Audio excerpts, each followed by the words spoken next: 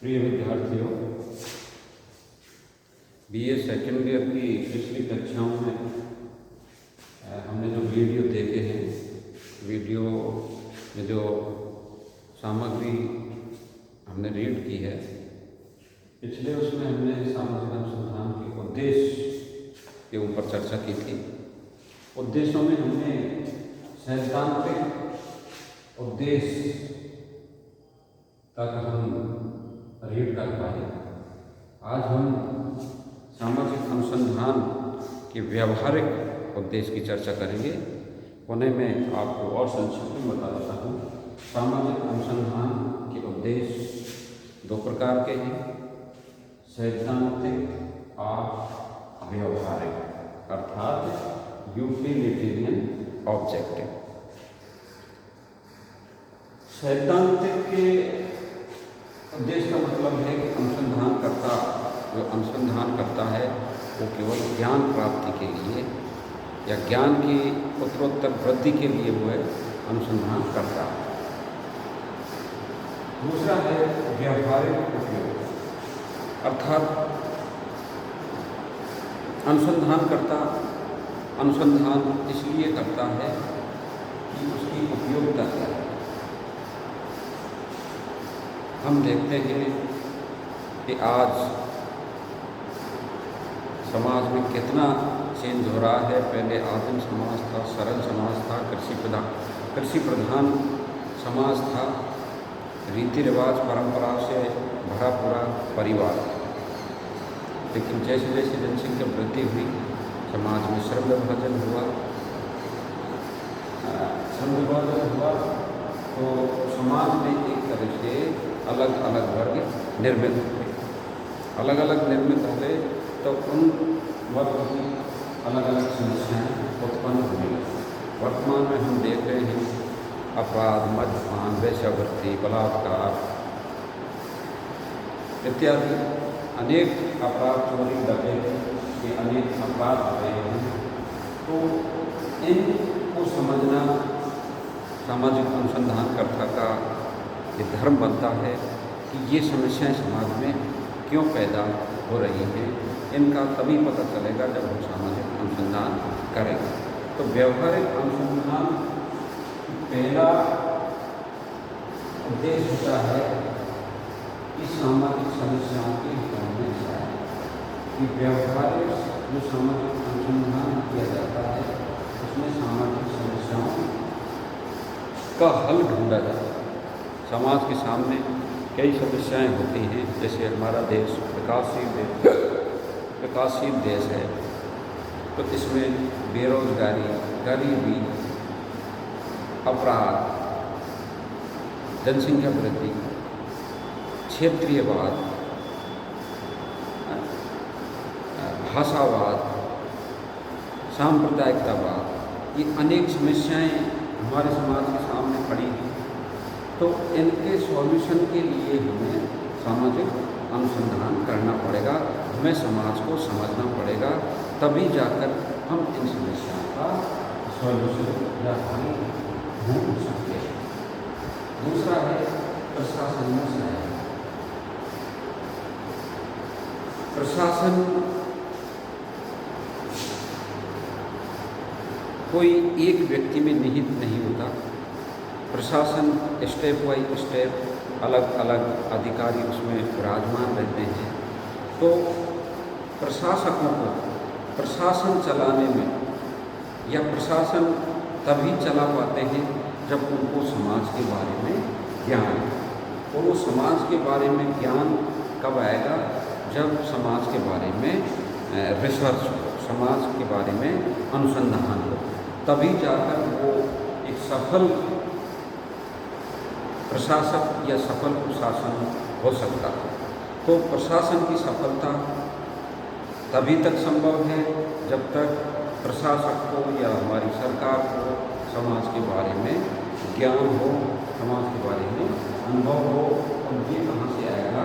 सामाजिक अनुसंधान से। नेक्स्ट है सामाजिक योजनाओं में सहायता।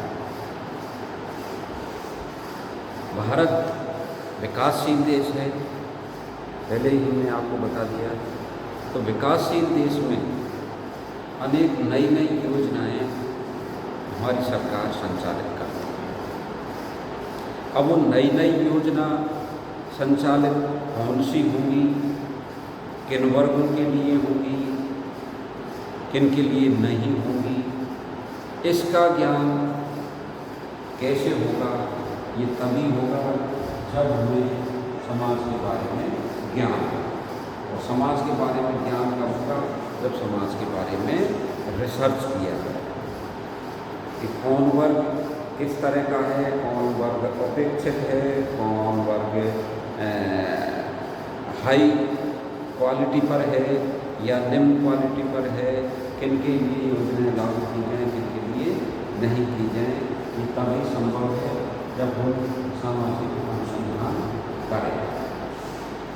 नेक्स्ट है सामाजिक घटनाओं पर नियंत्रण। समाज की घटनाएं, कोई भी समाज हो उसमें लगातार नई नई घटनाएं घटित होती रहती हैं। तो इन पर नियंत्रण कैसे पाया जाए? ये सॉल्यूशन तभी हो सकता है जब हम समाज के बारे में अनुसंधान करें। कि मान लीजिए उदाहरण के तौर पर भारत देश विकासशील देश है, इसके सामने सबसे बड़ी समस्या है बेरोजगारी। अब बेरोजगारी एक घटना है, उस पर नियंत्रण कैसे प्राप्त किया जाए, उस पर नियंत्रण कैसे किया जाए।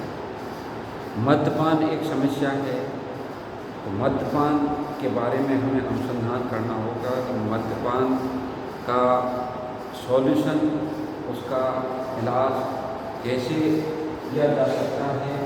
तो ये सब कुछ सामाजिक अनुसंधान के माध्यम से ही हो सकता है। सामाजिक अनुसंधान हमें वो युक्ति प्रदान करता है, वो युक्ति का हमें पता चलता है जिससे सामाजिक घटनाओं पर नियंत्रण पाया जा सकता है। ये तभी होगा जब हम समाज के बारे में ज्ञान हमें होगा। और ये ज्ञान कहाँ से आएगा? सोशल रिसर्च से। नेक्स्ट है सफल विकल्प की खोज। कोई भी कार्य हो, कोई भी समस्या हो, उसके सॉल्यूशन के कई तरीके हो सकते हैं। एक तरीका है वो अधिक श्रमसाध्य या खर्चीला हो सकता है, एक कम श्रमसाध्य और कम खर्च का हो सकता है। तो ये रिसर्च के दौरान ही हमें पता चलता है कि सफल या सही राइट अल्टरनेटिव कौन से हो सकते हैं। कोई समस्या के सॉल्यूशन के सफल विकल्प कौन से हो सकते हैं, ये हमें सामाजिक अनुसंधान के माध्यम से पता चलता है। तो प्रिय विद्यार्थियों, सामाजिक अनुसंधान के बारे में आपको कुछ अनुभव या ज्ञान मिला होगा इस वीडियो के माध्यम से कि सामाजिक अनुसंधान के दो उद्देश्य हैं, सैद्धांतिक और व्यावहारिक। सैद्धांतिक केवल ज्ञान वृद्धि के लिए, ज्ञान की उत्तरोत्तर वृद्धि के लिए किया जाता है, और व्यावहारिक या उपयोगी जो अनुसंधान है वो हमारी समस्याओं की सॉल्यूशन के लिए या हमारी सुविधाओं के विकास के लिए या हमारी कुशल क्षेम में वृद्धि के लिए ये अनुसंधान किए जाते हैं, है ना। तो सामाजिक अनुसंधान के दो उद्देश्य होते हैं। आगे हम नेक्स्ट टॉपिक लेंगे सामाजिक अनुसंधान की उपयोगिता, यूटिलिटी और सोशल रिसर्च। कि सामाजिक अनुसंधान की क्या उपयोगिता है, इसकी इम्पोर्टेंसी क्या है कि हमें रिसर्च करना पड़ता है। रिसर्च हम क्यों करते हैं, इसका क्या महत्व है, इसका मतलब यही है कि पहला ये हमारी अज्ञानता वो दूर करने में सहायक है। हम समाज में रहकर कई अनायास समस्याओं में डूबे रहते हैं, जैसे अंधविश्वास, तंत्र मंत्र, ये सब कुछ अज्ञानता के कारण होता है। बीमार होने पर हम देवी देवता या झाड़ फूँक करने वाले पुरुष के पास पहुँचते हैं, ये हमारी अज्ञानता है। तो इस अज्ञानता को दूर करने में सामाजिक अनुसंधान की उपयोगिता है। सामाजिक अनुसंधान हमें समाज के बारे में ज्ञान में वृद्धि करता है। समाज के बारे में जो अज्ञानता है उसको ये दूर करता है। दूसरा है नवीन ज्ञान की प्राप्ति। अज्ञानता को तो दूर करता ही है सामाजिक अनुसंधान, लेकिन नवीन ज्ञान का सृजन भी वो करता है। मान लीजिए मुझे किसी समाज के बारे में ज्ञान प्राप्त करना है, मेरे ज्ञान का मुझे सृजन करना है, तो मुझे उस समाज का अध्ययन करना होगा, उस समाज का अनुसंधान करना होगा, तभी जाकर उस समाज के बारे में मेरा नवीन ज्ञान का सृजन होगा या नवीन ज्ञान की प्राप्ति होगी। नेक्स्ट है सामाजिक समस्याओं के हल करने में सहायता। विद्यार्थियों, सामाजिक अनुसंधान